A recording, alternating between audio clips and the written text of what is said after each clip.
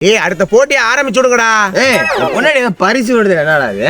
ஆமாண்ணே, அண்ணி நல்லா விளையாண்டாங்கண்ணே. ஆனா கடைசியா தோத்துட்டாங்க. நான் ஆறுதல் தந்துட்டேனே.